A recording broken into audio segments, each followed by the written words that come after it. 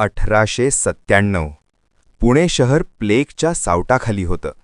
British प्रशासनाच्या कठोर कारवायांमुळे लोकांमध्ये संताप उसळला होता. आणि मग 22 जून 1897च्या रात्री एक गोळी झाडली गेली, ज्याने महाराष्ट्रात क्रांतीची नवी ठिणगी पेटवली. कोण होते हे धाडसी तरुण? काय होती त्या हत्येमागची पार्श्वभूमी? आणि या घटनेने भारतीय स्वातंत्र्य चळवळीला कसा वेग दिला? चला जाणून घेऊया चाफेकर बंधूंची थरारक कथा. नमस्कार. आज आपण इतिहासाच्या अशा एका पानावर नजर टाकणार आहोत, जिथे 3 भावांच्या एका धाडसी कृत्याने भारताच्या स्वातंत्र्य लढ्याची दिशाच बदलून टाकली. हो, आपण बोलतोय चाफेकर बंधूंबद्दल आणि त्यांच्या 1897 सालच्या त्या घटनेबद्दल, ज्याने एका क्रांतीची ठिणगी पेटवली. कल्पना करा, 1897 सालचं पुणे शहर. वातावरणात एक विचित्र शांतता आहे, पण त्या शांततेखाली एक मोठा असंतोष धुमसतोय. आणि याच धुमसत्या वातावरणात एका रात्री एक अशी घटना घडते, जी केवळ पुण्यालाच नाही तर संपूर्ण ब्रिटिश साम्राज्याला हादरवून सोडते. तर मग नेमकं काय घडलं होतं त्या रात्री? ती कोणती घटना होती ज्याने इतिहासाला एक नवं वळण दिलं? चला, सुरुवातच करूया त्या अंधारात झालेल्या गोळीबारापासून. तारीख होती 22 जून 1897. राणी व्हिक्टोरियाच्या राज्यारोहणाचा उत्सव साजरा करून ब्रिटिश अधिकारी परतीच्या प्रवासाला निघाले होते. गणेशखिंड रस्त्याच्या अंधारात 3 भाऊ एका मोठ्या योजनेसह दबा धरून बसले होते. योजना अगदी काटेकोर होती. गाड्या जवळ येताच गोंद्या आला रे आला हा ठरलेला इशारा दिला गेला. बाळकृष्णांनी पहिल्या गाडीवर गोळी झाडली, पण अंधारात एक चूक झाली. निशाणा चुकला आणि त्यात लेफ्टनंट आयरेस्ट मारला गेला. पण पुढच्याच क्षणी दामोदरांनी ती चूक सुधारली. त्यांनी दुसऱ्या गाडीवर गोळी झाडली आणि यावेळी निशाणा अचूक लागला. WC रँड रक्ताच्या थारोळ्यात पडला. पण आता प्रश्न हा आहे की या भावांनी इतकं मोठं टोकाचं पाऊल का उचललं? एका ब्रिटिश अधिकाऱ्याची हत्या करण्यापर्यंतची वेळ का आली? हे समजून घेण्यासाठी आपल्याला थोडं मागे जावं लागेल आणि त्यावेळच्या पुण्याच्या परिस्थितीवर एक नजर टाकावी लागेल. पुणे शहर एका भयंकर संकटातून जात होतं. ब्युबोनिक प्लेगची साथ पसरली होती.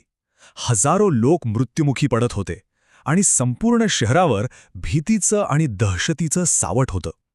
याच भीतीच्या वातावरणाने त्या क्रांतीची पार्श्वभूमी तयार केली होती. आता या साथीला आटोक्यात आणण्यासाठी सरकारने WC रँड नावाच्या एका अधिकाऱ्याची प्लेग आयुक्त म्हणून नेमणूक केली. पण त्याचे उपाय रोगापेक्षाही भयंकर ठरले. रँडने ब्रिटिश सैनिकांना हाताशी धरून लोकांवर अक्षरशः जुलूम सुरू केला. सैनिक कोणाच्याही घरात जबरदस्ती घुसायचे, सामानाची नासधूस करायचे, अगदी देवघरांचीही विटंबना केली जायची. महिलांशी अत्यंत अपमानास्पद वागणूक दिली जात होती. लोकांच्या मनात आता रोगाच्या भीतीपेक्षा या अत्याचाराची चीड जास्त होती. आणि याच अत्याचाराच्या आणि अपमानाच्या वातावरणात 3 भाऊ होते, ज्या अन्याय गप्प बसून सहन करायला तयार नव्हते. त्यांच्या मनात स्वातंत्र्याची आणि बदलाची आग धगधगत होती. हेच ते 3 भाऊ, दामोदर, बाळकृष्ण आणि वासुदेव चाफेकर. चिंचवडमधल्या एका सामान्य धर्मनिष्ठ कुटुंबातले, पण त्यांची स्वप्न आणि त्यांची जिद्द मात्र असामान्य होती. त्यांच्या रक्तातच देशप्रेम आणि धर्माभिमान भिनलेला होता. त्यांनी काय केलं तर चाफेकर क्लब नावाची एक संघटना सुरू केली.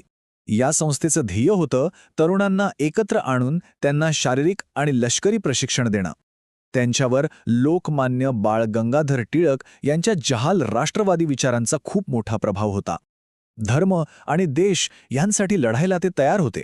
त्यांच्या नजरेत रँड हा फक्त एक अधिकारी नव्हता, तो होता जुलमी ब्रिटिश राजवटीचा क्रूर चेहरा.